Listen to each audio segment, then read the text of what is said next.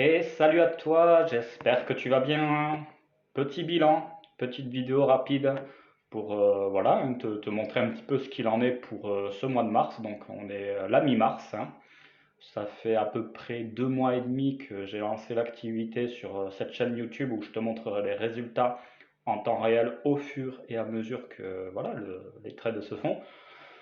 Donc dès que le trade il est terminé, je te mets tout simplement la vidéo sur YouTube. Donc voilà, hein, donc tu trouves la dernière vidéo du dernier trade. Donc le bilan, bien que, comme je te l'ai dit au début de cette chaîne YouTube, le bilan se fera vraiment concrètement au bout d'une année. Donc à la fin de l'année 2021, je te ferai un bilan complet de ce qu'il en est. Mais je vais pouvoir déjà d'ores et déjà te montrer un petit peu ce qu'il en est sur quasiment presque 3 mois d'activité. Alors, je te rappelle qu'on est sur le ratio risque hard, celui à 35%. Je te rappelle que je prends jusqu'à 35% de mon capital en risque par position. Donc, j'ai commencé ce début d'année avec 1000 dollars. Ce qui signifie que je prendrai jusqu'à 350 dollars de risque sur un seul trade. Donc, si le capital évolue à la hausse, par exemple 1500, ben, tu comprends bien que je ne vais plus prendre 350, mais 35% de 1500. Donc si j'ai un capital à 2000, pour faire simple le calcul, je prendrai un risque de 700 dollars, puisque c'est 350 multiplié par 2, puisque j'ai 1000 fois 2, 2000 dollars. Donc c'est des risques qui sont, je pense que tu peux en convenir, qui sont vraiment très très grands quoi, en fait au final. Tu vois, c'est pas, on n'est pas dans du safe à 10% ou dans du medium à 25%. Mon activité sur mon compte moi personnel, je suis sur du medium. Là, je te montre ici du hard pour te montrer vraiment qu'il est en effet possible, donc ça, il n'y a que l'avenir qui va nous le dire, qu'il est possible de créer beaucoup de valeur à partir de pas grand-chose en fait au final, hein. Donc tu regarderas les tableurs théoriques sur l'année 2020, qu'est-ce qu'on a fait avec un ratio risque de hard de 35%. Les résultats théoriques sont surprenants. On multiplie par 124 le capital, je ne sais pas si tu te rends compte.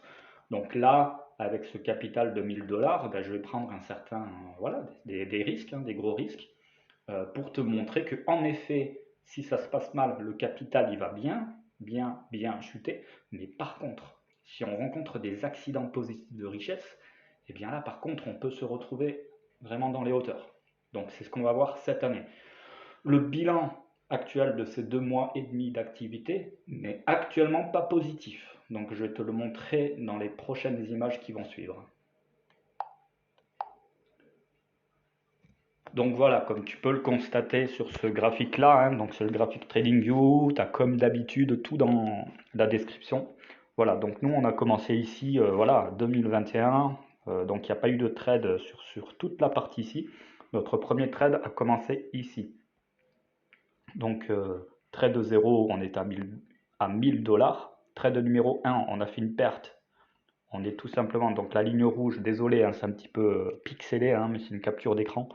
Voilà, de toute façon, tu as le graphique en lien ci-dessous. Premier trade, on a fait une perte, on a 813 dollars. Deuxième trade, trade haussier, une petite perte également, on est descendu à 750. Troisième trade ici, on est remonté à 1100 dollars. Quatrième trade, en rouge, on a fait une perte, on est redescendu à 865. Cinquième trade, petite perte également, on descend à 734. Donc sixième trade en rouge, on a 842. Septième trade en rouge, on est à 602. Et le trade actuel qu'on vient de terminer, on est à 651. Donc en fait, si tu prends du recul, on a clairement une configuration de graphique qui n'est pas au mieux, hein. Donc voilà, surtout à partir de cette zone-ci, ben, depuis qu'on a commencé, clairement, hein. Mis à part ici, on a fait vraiment un résultat pas mal, tu vois, mais en dehors de ça, franchement, c'est pas terrible. C'est un petit peu un marché qui est vraiment pas le plus optimal. Donc je t'invite à regarder le graphique TradingView ci-dessous et tu pourras remonter le temps, tu pourras aller précédemment, c'est-à-dire avant 2021 et même jusqu'à fin 2021 et début 2021 jusqu'à à peu près, ben voilà, clairement jusqu'ici, hein, où les configurations de graphiques sont vraiment pas mal et on a fait des bonnes augmentations de valeur. Donc c'était les trades justement qui ont été très très intéressants avant même que je lance ben, cette chaîne YouTube avec le partage de résultats. Donc moi, comme je te l'ai dit, je suis transparent, je te montrerai tout. Alors, du coup, si on va dans l'image suivante, donc ça c'est le tableur. Donc ici, tu vois le bilan, donc tu vois un petit peu la gueule du portefeuille. Voilà, c'est pas tout à fait ça. C'est en train de descendre quand même. Je vais pas dire fortement parce qu'on n'est pas encore dans des valeurs correction capitaux du ratio risque hard. Pour ton information, le capital pourrait être corrigé jusqu'à moins 80%, c'est pas impossible. Ce qui signifie qu'à partir d'un capital de 1000 dollars, on pourrait descendre jusqu'à potentiellement 200 dollars. Donc là, on en est quand même assez loin. On est quand même fait un plus bas au niveau de 602 dollars sur l'avant-dernier trade. Donc ça a été notre capital le plus bas. Alors on s'est repris avec un plus 6,6. C'est vraiment des réels résultats que je t'affiche ici qu'il y a eu sur notre compte de trading sur cette chaîne YouTube. Le plus fort résultat qu'on a eu, c'est plus 46%, qui est un très bon résultat, qui nous a permis, on va dire, entre guillemets, d'équilibrer cette fameuse courbe du portefeuille. Donc prochain trade, c'est le trade numéro 9 qui va avoir lieu de manière potentiellement imminente, on verra. Donc affaire à suivre, le bilan va se faire que en bas ici en décembre, donc on a vraiment le temps. Donc le graphique, on va voir ce qu'il va donner en termes de portefeuille. Est-ce qu'on va monter à 2200? Est-ce qu'on va monter à 10 000? Peu importe. Est-ce qu'on va descendre à 500 ou moins? Seul l'avenir nous le dira. Donc voilà, je te remercie de me suivre dans ces vidéos régulières des prises de trade. Donc c'est du travail, hein, clairement ça me demande du travail à chaque fois que j'ai une position de filmer mon écran, peu importe l'heure qui soit, parfois c'est à 1h du matin, parfois c'est le matin, parfois c'est quand je fais les courses, dans la voiture, tu vois. Ça me demande du travail et si tu veux, on s'en fout en fait que ça soit le matin quand j'ai un petit peu la tête entre guillemets dans le cul quand je me lève ou que ça soit le soir tard avant que je me couche ou alors que je sois en pleine course, peu importe. Moi ce que je vais te montrer c'est que cette activité elle est tout à fait possible en fait si tu vas faire par rapport à n'importe quel individu à partir du moment qu'il a les connaissances et le cadre de travail. Donc tu peux tout à fait t'arrêter quand tu es en course, voilà, tu fais sur ton téléphone, je te montre tout à partir de la tablette, donc c'est comme le téléphone, c'est pareil, à partir de l'application mobile Binance. Donc tu peux faire vraiment les choses à tout moment. Donc comme tu peux le constater, les séances, que j'appelle ça les bougies, les barres que tu vois sur le graphique en vert et en rouge, ça dure 4 heures. Donc moi je check toutes les 4 heures, voire toutes les 8 heures. Donc ce qui me permet la nuit de dormir tranquille. Là par exemple sur le dernier trade, on a eu un signal, je crois que c'était 5 heures du matin ou 9 heures. Moi je me suis levé un peu exceptionnellement plus tard hein, parce que j'avais besoin de me reposer. Mais ça m'a pas empêché de te faire la vidéo un peu plus tard en te montrant le déplacement du stop et puis après on s'est fait stopper. Donc ça c'est le dernier trade. Donc voilà, l'activité est tout à fait flexible. Il est possible de faire vraiment des résultats qui peuvent être spectaculaires. Mais par contre, là, avec ce bilan, je te montre bien qu'il faut être détaché de la somme que tu investis.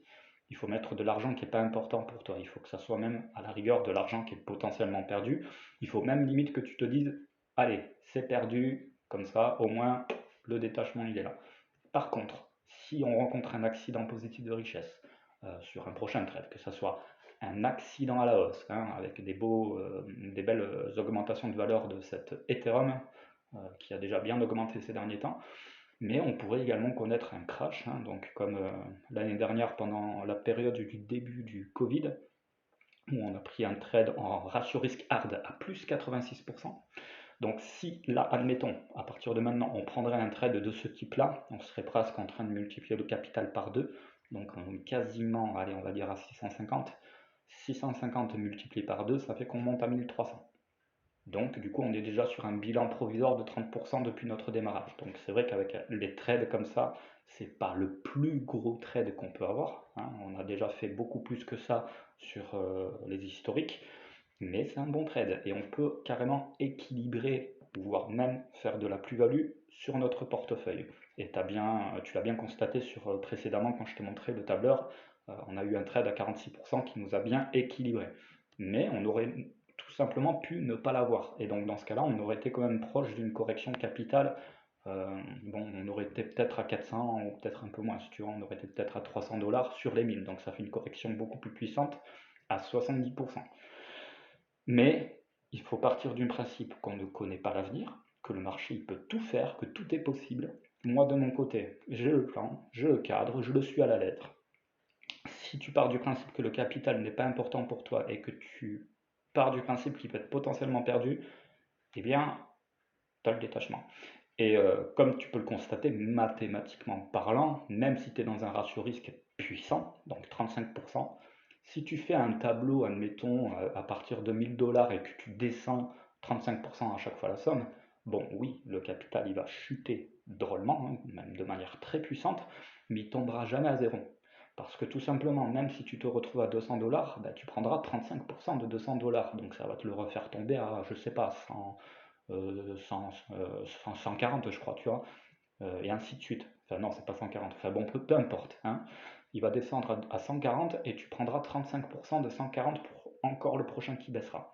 Donc oui, en effet, pour remonter au niveau des 1000, il va falloir faire des gros accidents positifs de richesse, et pour faire de la plus-value, il en faudra encore plus. Mais là, je te parle dans un pire scénario, quoi. Le pire scénario qu'on a rencontré avec le ratio risque hard, donc je t'invite à voir les résultats théoriques, les tableurs que tu as en description, c'est en 2017. Donc 2017, c'est très particulier. Tu as fait un gros accident positif de richesse sur accident positif de richesse. Et ensuite, on a considérablement chuté le portefeuille. Je crois que c'est à ce moment-là qu'on a fait le moins 80% sur la globalité, voire si ce n'est pas plus. Après, en dehors de ça, on a eu des grosses corrections, mais pas aussi fortes. Donc j'en ai terminé pour ce bilan. Merci de ta fidélité. N'hésite pas à mettre un petit like pour tout le travail que je fais. Ça me fait plaisir hein, de le faire. Donc voilà, c'est aussi pour ça que du coup je me suis concentré uniquement sur l'Ethereum contre le dollar euh, crypto stable de Binance, le BUSD. Parce que tout simplement de faire l'Ethereum plus le Bitcoin, moi de mon côté je peux le faire sans souci, tu vois. Mais de devoir faire une vidéo à chaque fois, de tout filmer, de faire le montage à la fin, plus tout ce que j'ai à faire à côté, bon, je t'avoue que ça fait quand même un petit peu beaucoup de travail. Et puis je pense qu'il vaut mieux que je me concentre sur un seul actif, te montrer ce qu'il est possible de faire avec des gros risques, hein, donc voilà. De toute façon, en parallèle de ça, consulte les tableurs théoriques par rapport à l'année 2021, par rapport au ratio risque médium ou safe, quoi, à la limite. Comme ça, tu vois un petit peu, tu transposes ce qu'il aurait pu se passer en mode médium ou en mode safe. Par exemple, comme ça, à vue d'œil pour le mode safe, je crois qu'on est sur du stable. On a fait un petit peu, on est descendu un petit peu, mais on n'est pas à 600 $, quoi. On n'est pas à 650 $. On est à 1000, je crois, peut-être 1022, quoi, tu vois. Donc on a fait du surplace, on a fait quoi, 22 $ de plus depuis le début de l'année. Donc voilà. Écoute, je te souhaite une excellente journée et quant à moi, je te dis à bientôt dans une prochaine vidéo. Ciao, ciao, ciao.